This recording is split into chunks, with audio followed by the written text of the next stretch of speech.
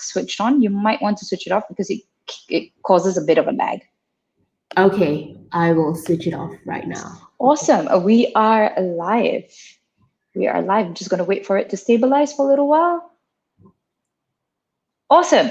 So hello, everybody. My name is Heidy Doshi. I'm an organizational psychologist and part of our ongoing support towards the community with regards to building mental health. We have a series of amazing speakers who we have interviewed. We've got Heidy Quah with us today. I'll just share with you a little bit about her, but obviously you may have heard about her. This would be a great time to really listen to her story. Heidy is the founder and director of Refuge for the Refugees, a nonprofit organization that seeks to raise awareness regarding the plight of refugees in Malaysia, as well as provide education for refugee children. Now it is in its 8th year, and Refuge for Refugees supports and empowers 35 refugee schools. Think about it, just running one school is tough enough. 35 refugee schools, 2 halfway homes, and a refugee vocational training school across Malaysia and Myanmar. She is fighting for a quality education for all and also equality, from what I understand, as one human being to another. Amongst many amazing things that Heidy has achieved, one of the most notable is that she has been recognized by Queen Elizabeth II, like Queen Elizabeth, like the one that you know about, the one that you watch, the one that you've heard about, the one that you've been growing up with, that Queen Elizabeth. And she was awarded the Queen's Young Leader Award in 2017. I'm just so grateful. Big shout out to Carol Doshi for connecting me with Heidy and also saying that this is definitely somebody to interview. I'm so glad to have you here today, Heidy.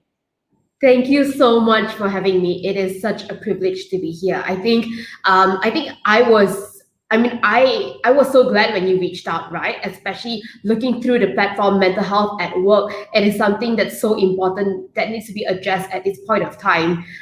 Both topics that I'm really passionate about, mental health, in all its sense, how do we cope with mental health? But as someone that leads an organization for the past 8-9 years, how do I, or even just lead, as someone that is currently leading a crisis response team, how do I care for the mental health of my team while caring for the needs on the ground? Yeah. You've been very busy, Heidy. You've been really, really busy. We'll talk about that. I really hope that you're well. You seem really bubbly, but nobody ever knows what you're going through personally as well. We'll probably check in on that in a while as well. Heidy, what makes for a refugee?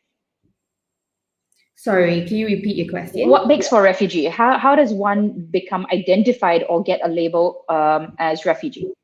Yeah, so usually the process is this, right? Usually someone who experiences war or persecution back in your home country, in Myanmar, for example, will be forced to leave their country to seek safety. And often these are very dire circumstances, right? Refugees often tell stories of having experienced war back home, persecution, they experience they have seen bombs explode, they have seen missiles go off, they have seen family members raped and abducted, and it pushes them to the very limit, to the point that they go, okay, I need to leave and find a safe country to stay in. So often they come over to countries like Malaysia, for example, and while Malaysia is not the signatory, Malaysia has not signed the United Nations Convention Protocol, so we're not exactly a country that hosts refugees officially, but we at the same time house about 170,000 refugees at the moment, and these are just refugees registered. Refugees, these are people that have already gotten that recognition to be a refugee. Often the circumstances is there's so many more that don't have that recognition as a refugee as yet. And so when someone arrives in Malaysia, the first thing they need to do is to actually go to the United Nations headquarters and apply to be a refugee status, apply to be recognized as a refugee. So you go through rounds and rounds of lengthy interviews, retelling your story over and over again, convincing that you need that protection status. And before you actually get that refugee status, you will be then qualified as an asylum seeker, someone seeking asylum in a country. And once they verify and they confirm that you are a refugee, then your status gets renewed to a refugee status. And that only when your status is renewed as a refugee status, that allows you eventually to be resettled to another country in the future. So it is a very lengthy process. And it is often a very frustrating process just seeking protection of that sort. I'm just like tearing already as you're talking about it. This is horrible. This is really horrible. Yeah. No, I think we take so many things for granted. And I feel slightly ashamed actually listening to you that I have not been educated enough or had my own awareness raised to as you say, we come from very privileged backgrounds and we all can support in some way or the other. And it's just not a nice feeling to hear about people going through things like this. And, to the point of feeling so unsafe that you have to flee from your country. Yeah. How do they normally leave? Like, how do they probably, I'm assuming I don't know whether they have money or they don't have money. And how do they make the exit? Come over by boat, it's crazy because you have to pay people to smuggle you over.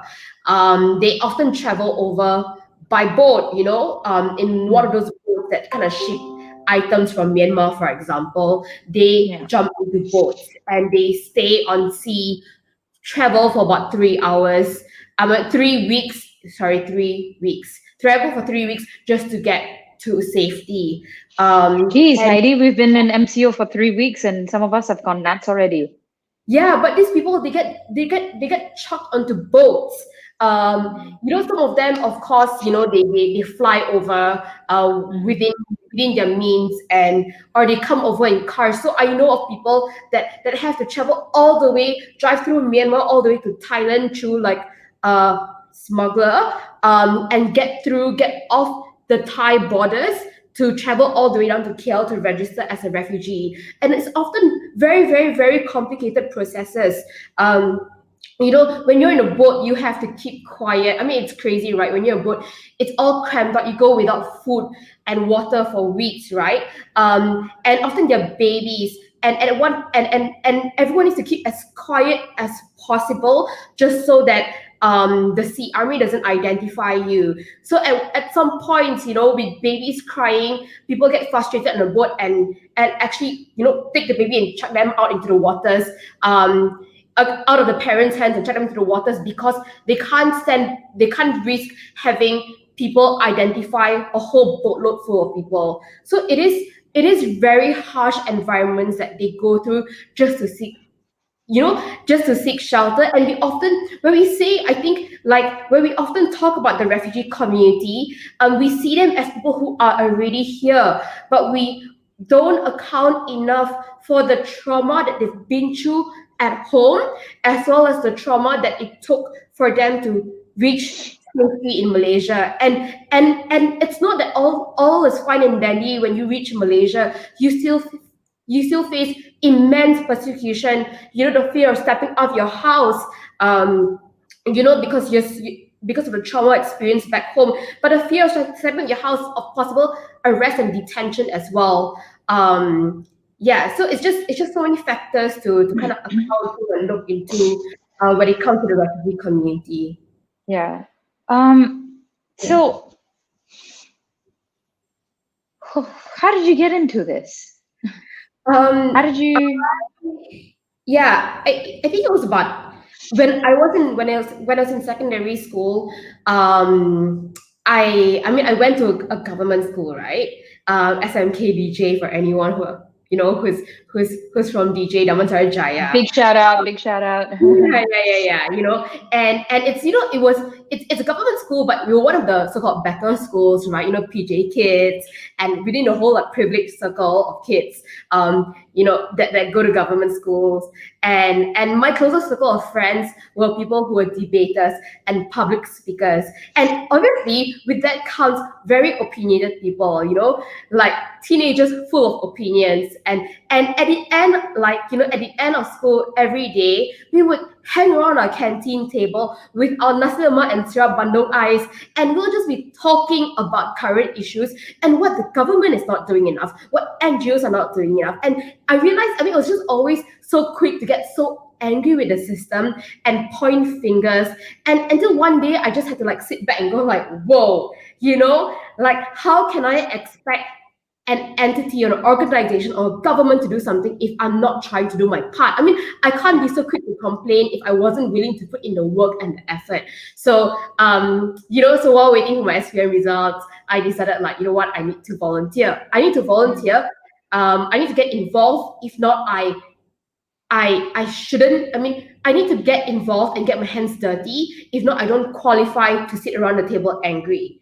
That is spectacular. I love that. I absolutely love that. There is absolute energy wastage for yourself and the environment that you're in when you sit down and you complain rather than you be part of the system and do something constructive with it and for it. Because as you would know, Heidi, even after stepping up and trying to do something, you understand now how difficult it must be.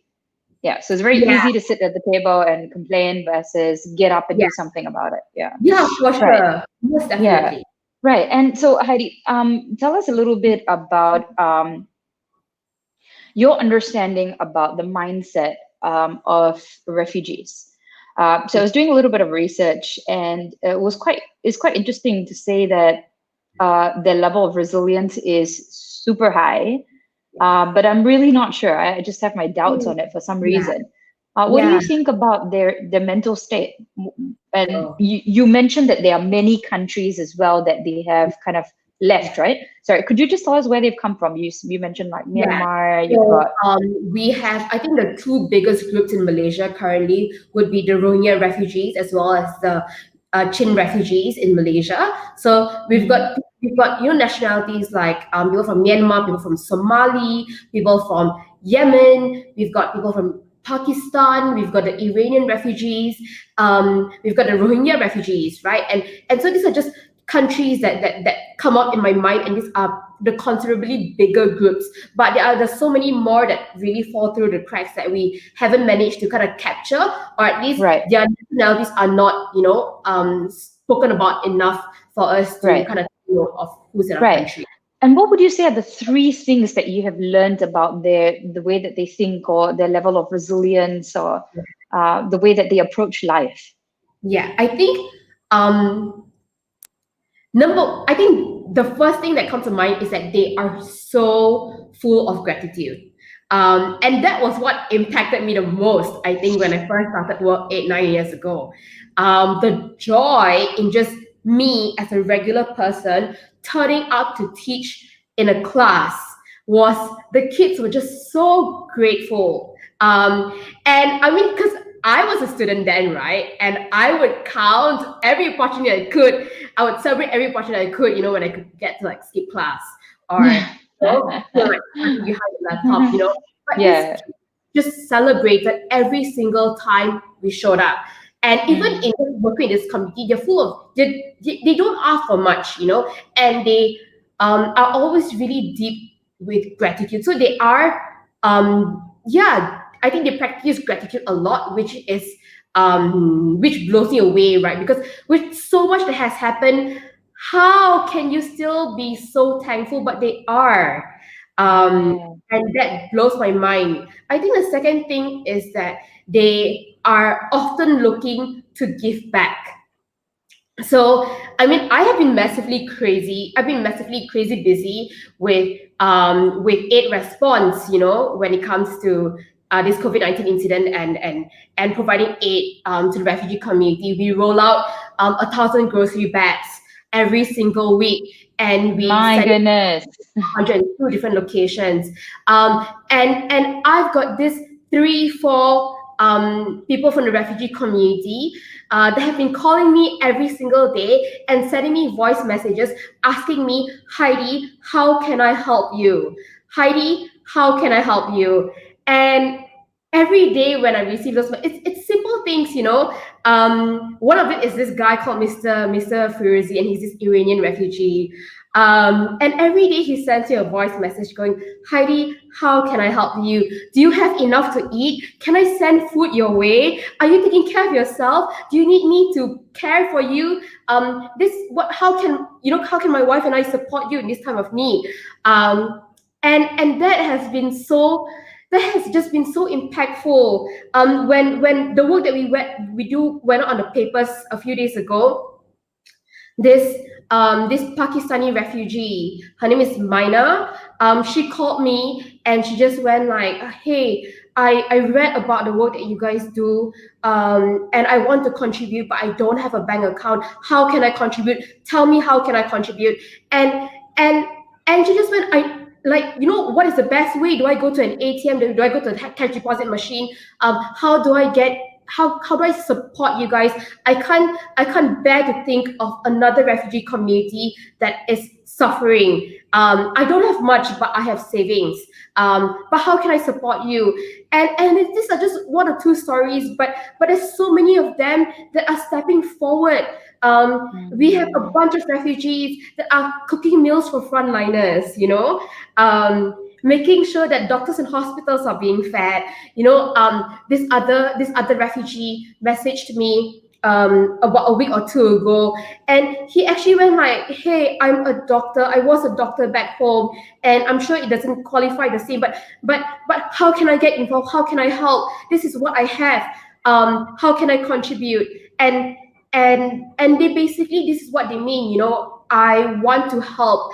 I mean, and in the midst of all this was happening, right? So many of them, when all these offers were coming up, so many of them have already lost their jobs. They are daily wage earners, but they are refugees who have lost their jobs. But yet, with the little they have, they go like, how can I support you? I probably can't help financially, but if you're doing deliveries, I can help with deliveries.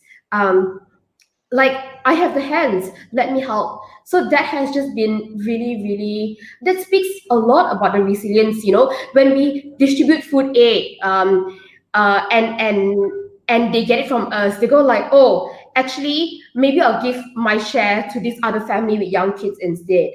And that has just been mind-blowing.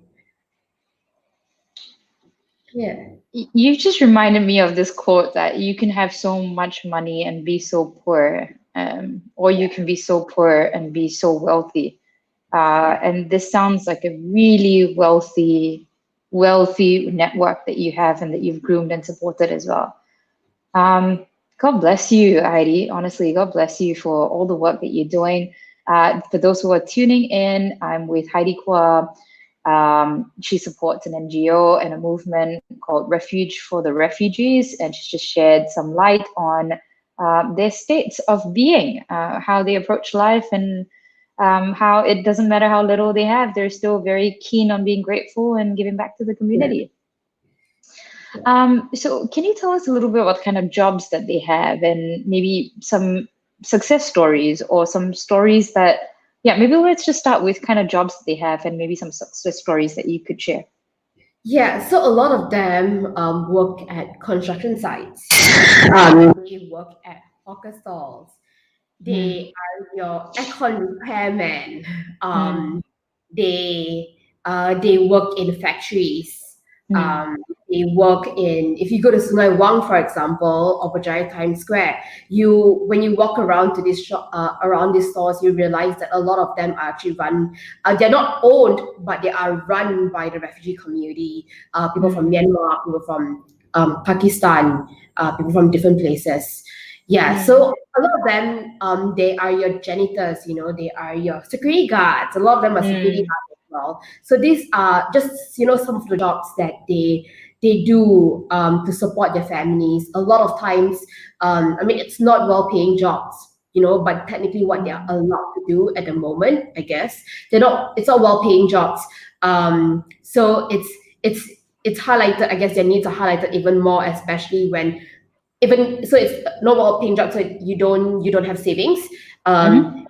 and then it's daily wage earner, so they pay you either on a daily basis or on a weekly basis. Right. Okay. um All right. yeah, but some of Yeah. their success stories, some of them are caterers. So Mr. Mm-hmm. Firuzi and his wife Faresh, they run a catering business, Mm-hmm. and they cater Iranian food. Mm-hmm. Some of them are tailors, so they kind of started their own tailoring business. Where Mm-hmm. my friends and I mean, we send clothes their way, and Mm-hmm. getting altered and stuff like that. Mm. Right. So, success stories for you then look like from zero to not just being able to look after yourself, but running a business and maybe supporting other people as well. Yeah. Uh, yeah, I have actually done a quick search on really famous refugees as well. So, there are loads of them. There are loads of refugees who have gone through like some really, really harsh conditions and become super successful at the end of it. So I'm Yeah. gonna list out. Do you know anyone who's like super, super famous and then became really, really successful as well? I think if I'm not wrong, was did you have somebody from the UN who was a refugee, and because of that, he was the one who started up the UN. Was that a story like that? Um, I'm not too sure, but the person that immediately comes to mind is this guy called Imad, from Mm-hmm. Syria, and Mm-hmm. now he runs this thing called Imad's Syrian Kitchen in London, and Mm-hmm. it's crazy. Like Right. they just make falafels non-stop. Yeah. Um, Yeah. Yeah. and every year they just base themselves in different parts of London, and sell falafels and raise a whole chunk of money to support the refugee community. Right. Right. What I Right. found really inspiring is that when this whole MCO season started in London, they were one of the first groups of people that kind of posted a response call and said, "Hey, citizens of London, if you are too worried about going out to the supermarket to do your grocery runs, we'll do it for you. We'll Right. cook it for you and we'll drop it off at the front of your house." Fantastic. Um, Yeah. So a whole actually, the situation. yeah, one of the most famous refugees. I just wanted to normalize this, and I wanted to kind of get people to understand.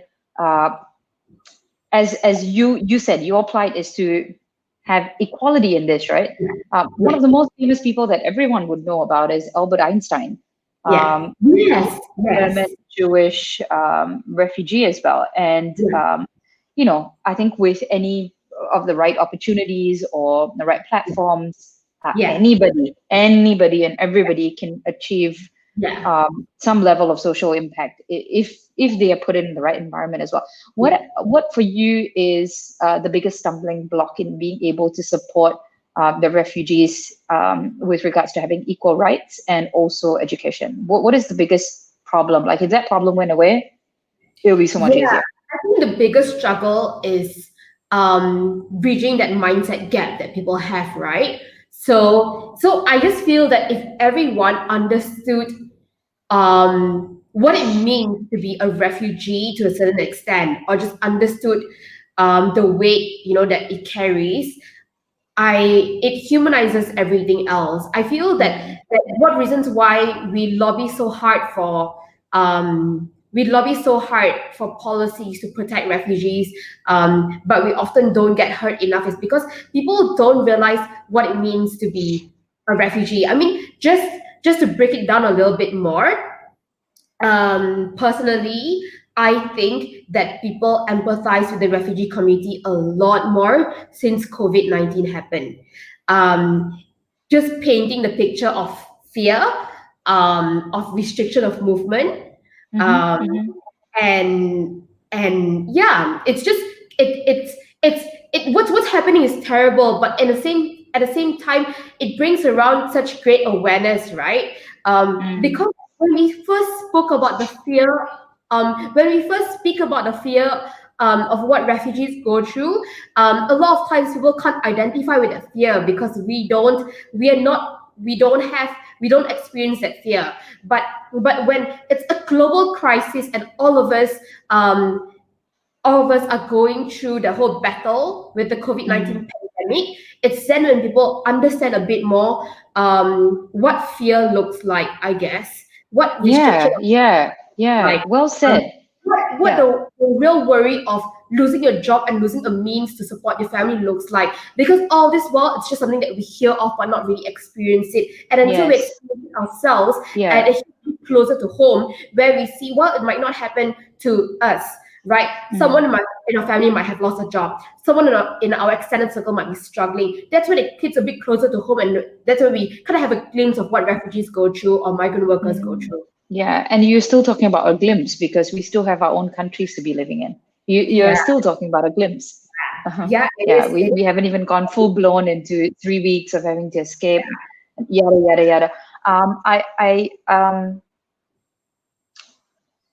I'm definitely going to have to connect with you after this yeah. and support in as much capacity that I can. You're doing such an incredible job and you should be well supported. And why I'm saying this as well is because, Heidi, I had a prediction that if I asked you this question, what is your biggest obstacle? That you would say, if we had more money, it'll become easier, blah, blah, blah. But you didn't mention money. You just talked about mindset of people. Yeah, that would be. I've realized that there are some issues that money can't fix. There are issues that money can't fix. Unfortunately, social Yeah. distancing is a privilege. And while we go crazy being confined to the four walls of our home, with our family members, um, it is it is a privilege to be able to social distance, because Mm. with refugees, they stay in apartments of 25 people. Sometimes it's 15 to 25 people staying in one cramped up flat. Even way before this crisis happened, my kids will be messaging me at 3 4 a.m. and I'll be up working, and I'll ask them in a most motherly way, what are you doing awake? Why don't you sleep? Is it late? Don't you have school? And they would reply me and tell me that, teacher, actually, I just got up from my shift. And I'm like, what do you mean? You just got up from your sleep shift? They go like, oh yeah, because the house is so small, there's over 20 of us, 15 to 20 of us. So we, like, some of us sleep from until 2 a.m. and we get up, sit in a corner, and then the rest sleep after, just to make space for everyone else. So social distancing is a privilege. It is.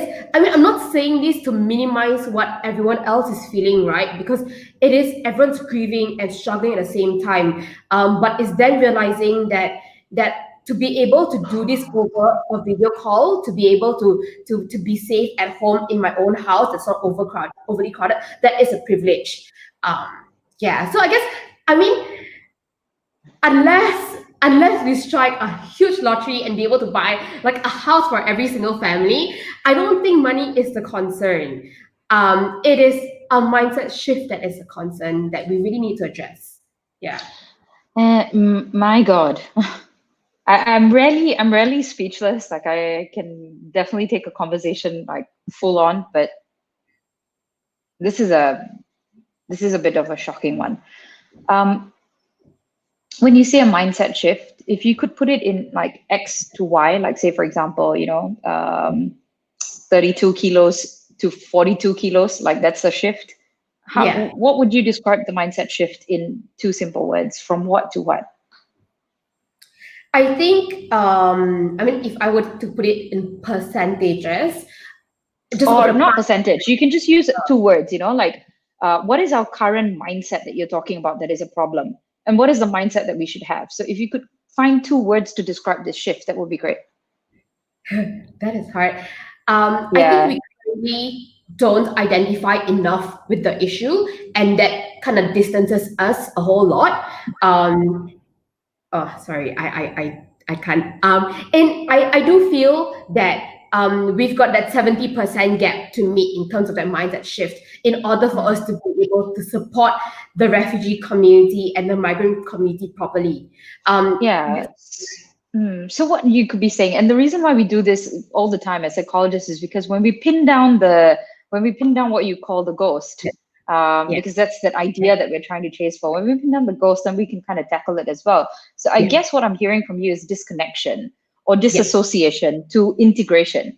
Yeah. So you disassociate with it completely, and what you're Yeah. trying to do is to get to a point where people then integrate with everybody and Yeah. anybody without labels. Yeah. And that's really quite fascinating. We are at 6:30 now. Again, with me is Heidy Quah. Just Heidi, do you have any parting words to anyone who is listening right now? I know that we've got a couple of people on, and they're just saying hello and Yeah. just recognizing how extreme and harsh. Yeah. I also have a feeling that people who are listening in are probably just really shocked as well. Yeah. I'm not sure. That's an assumption because Yeah. I'm a bit shocked.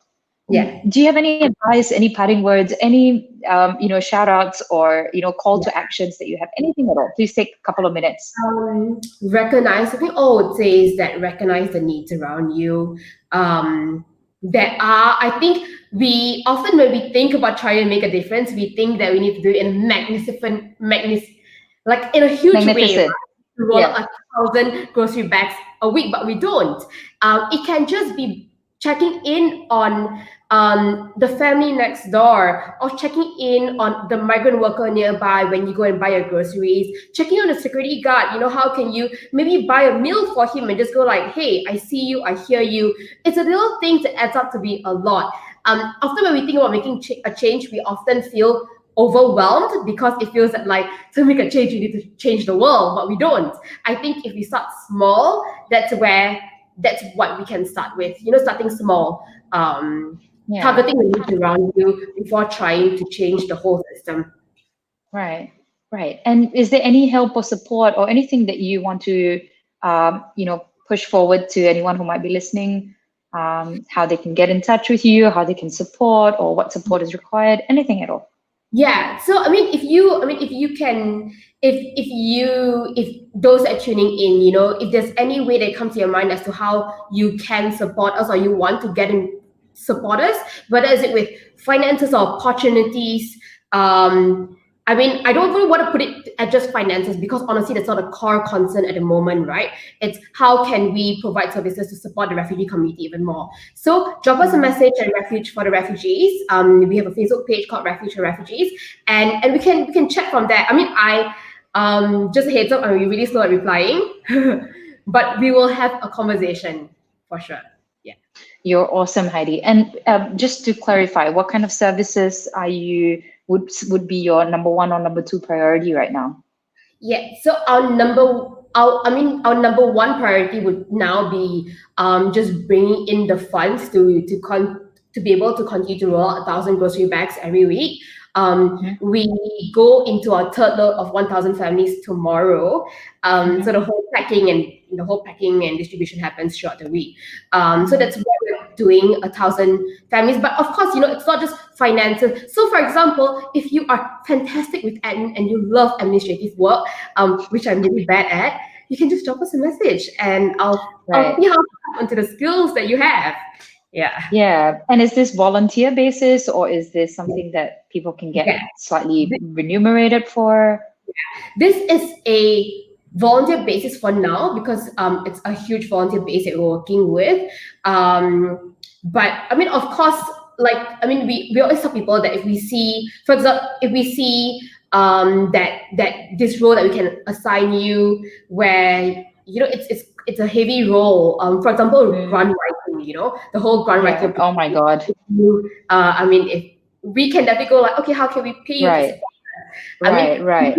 Like a track record and everything else. Yeah.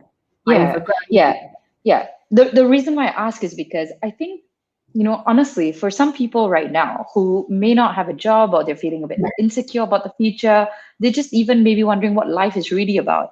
Yeah. I think it's the time to embark on something that is purely an experience of a lifetime. That can really make sense and meaning about what life is about at the end of the day. Yeah. And I think this is the time, and I shout out to all my friends out there. If you're wondering about the meaning of life now and you're feeling a little bit lost and you don't know where or how you can kind of contribute or grow, do something nice. Can be Yeah. something small, can be something big. Yeah. Yeah, and frankly, just getting your energy moving in a direction that helps somebody, you're Yeah. definitely going to feel the help back in return as well. So Yeah. Heidi, I promise that I'll get in touch with you and I will definitely offer Yeah. some um, funds. I'll put it out there. I know a lot of Yeah. times we don't like it when people say that they're going to donate or whatever it is, but I'll put it out there just as a means to say that, yeah, I'm listening. I thank you for it. I want to support you and anybody else is listening, even if it's a small amount, big amount, anything, to go support. I really want to thank you so much for your time, Heidi. And I think you're Thank you so so much for having me. incredible. You're such an incredible woman. You should be so proud of yourself that you stopped complaining on a Yeah. table full of privileged people, stood up Yeah. and really put yourself out there for a cause. And you've been sustaining yourself for over 10 years now. Yeah. Yeah. I know. I'm starting to feel old. Yeah. Yeah. Are Yeah. you proud of yourself? Honestly, it's hard, really hard, only because I feel that it's that kind of personality where I set a goal, and so this whole, like, I set a goal and then we hit it, and then because we managed to achieve that goal, it feels that like the possibilities are endless, and we keep trying to do more. So Yeah. just as an indication, right? In terms of packing grocery bags, we set the target for 500 families, and we thought like 500 families, we do our part, we're done. But within our first load, we hit 1,000 families. Now we're rolling to 2,500 families, and it's only when we are growing significantly that's where I go like, crap, we're not doing enough because it's a drop in the bucket. It's probably Yeah. Well, one big thing on my mind, for that mindset shift in that sense. Something yeah. I'm learning. Yeah. Definitely. Yeah, I was just chatting with one of my really good friends, Daniel, and we were Yeah. just talking about the same thing that it's just never enough for us. And I think Yeah. we need to just stop once in a while and say that we're good. This is good, and Yeah. we're going to keep doing more. Yeah. So yeah, Yeah. Heidi, I have one. I have the same question for you. Are you proud of yourself? Yeah. I think we're getting there. Honestly, it's hard. I mean, it's been hard. Heidi, you For have no choice now. This is yeah. education Yeah. for people listening as well. Yeah. That a lot of times, a lot of us are putting in a lot of effort, and you could even get a Queen's Award. And when somebody asks you whether you're proud, it's still impossible to just answer that question. So this has Yeah. to be a yes or no answer, okay? Because I need you to have solid rock on energy in yourself going forward, because you have a long way to go, my friend. So proud of yourself? Yes. Good, very good. You hold that close, you hold that very close to yourself, okay? Yeah. And good luck with everything. I promise you that as long as you reach out, I'll do my level best to help you as well. Very Thank, proud of you. thank you so much, Apple. I really Take care, my appreciate it. dear. All right, Take care. Heidi Quah with us again. She's super young. You don't have to know her age, but she's super young. Got off her chair, stopped complaining, set up something called Refuge for the refugees to really support the cause of people who would have fled their countries because of huge levels of fear and risk to their lives, would have taken maybe 3-4 weeks on a boat potentially, and had to stay quiet so that they wouldn't get caught. They found their way to Malaysia. They hope to make it somewhat of a home, and some of them are thriving while the rest of them remain in gratitude and are definitely continuously doing their own part to support the community. If people with so little um, can do so much, then I think the rest of us, we definitely need to use this time to just say, let's just do something for the community. And I think this is what COVID-19 is all about. This is the time where everybody just steps up and says, let's just forget about commercial stuff. Let's really Yeah. forget about commercial stuff and let's just really support everybody right now. Yeah. Heidi, thank you. Thank you so much. Thank you so much for You've having me. brought awareness to me, so I really appreciate that. Yeah. Good luck Thank with you. everything, okay?